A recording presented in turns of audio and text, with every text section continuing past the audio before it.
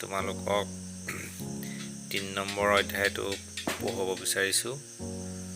এই পাঠটোত আছে প্ৰাথমিক চিকিৎসা। প্ৰথমতে তোমালোকে পাঠটো অলপ নিজে পঢ়িবা ভালকৈ। আমাৰ প্ৰথম কথা হ'ল প্ৰাথমিক চিকিৎসা মানে কি? প্ৰাথমিক চিকিৎসা মানে কি, এই কথাটো আমি ভালকৈ বুজি পাব লাগিব।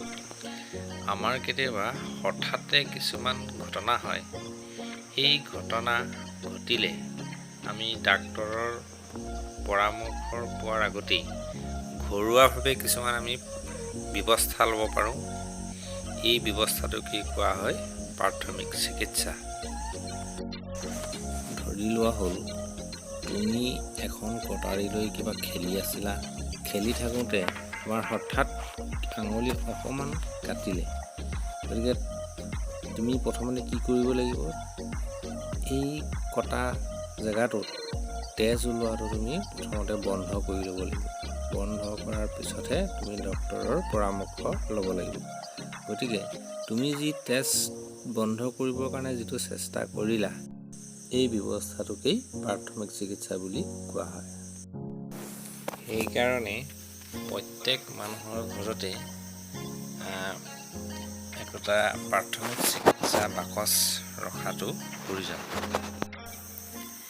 এই প্ৰাথমিক চিকিৎসাৰ বাকচত সাধাৰণতে বাকচটোত বেণ্ডেজ, কপা, কেঁচি, পটাছিয়াম পাৰমাংগানেট, এণ্টিছেপ্টিক মলম, স্পীড থাৰ্মোমিটাৰ আদি ৰখা হয়।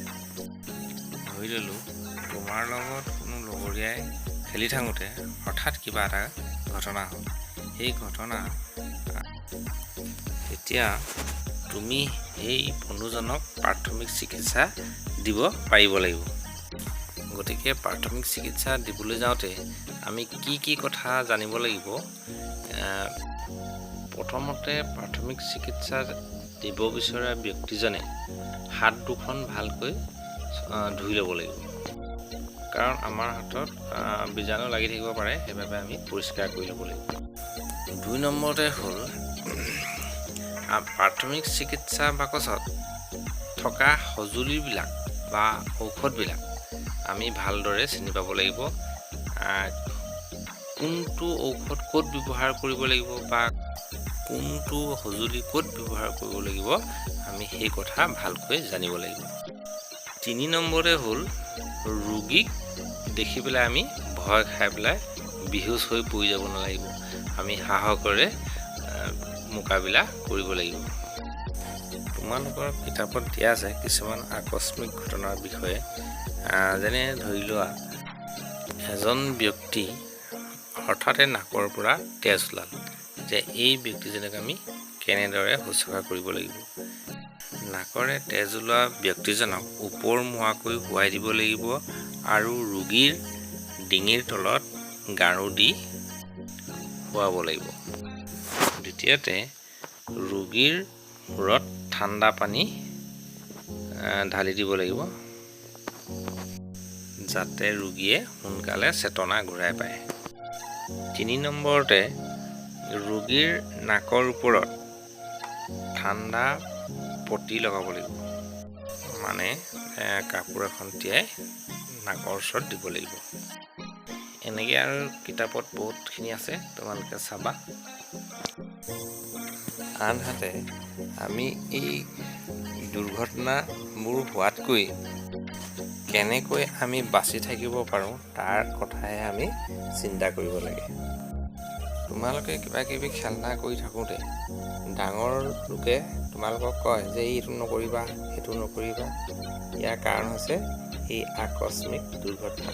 হয়তো এই আকস্মিক দুৰ্ঘটনা হ'ব পাৰে, সেইকাৰণে তোমালোকক এইখিনি সাৱধান কৰি দিয়ে। সেইকাৰণে তোমালোকে ডাঙৰৰ কথা শুনিবা। এতিয়া আমি দুৰ্ঘটনা নহ'বলৈ কি ব্যৱস্থা ল'ব পাৰোঁ? যেনে উদাহৰণস্বৰূপে চোকা বস্তুৰ লগত তোমালোকে নেখেলিবা আৰু পইচা, পিং, বেজী আদি এইবিলাক মুখৰ ভিতৰত ল'ব নালাগে। আৰু লাইটৰ প্লাগ বা বৰ্ডৰ পৰা ওলাই থকা ৱাৰ বা এনেকুৱা বস্তুবিলাক তোমালোকে নুচুবা। এইবিলাকৰ যোগেদি দুৰ্ঘটনা হ'ব পাৰে। পাঠটো বেছি টান নহয়, তোমালোকে মনোযোগেৰে পঢ়া, সকলোখিনি বুজি পাবা।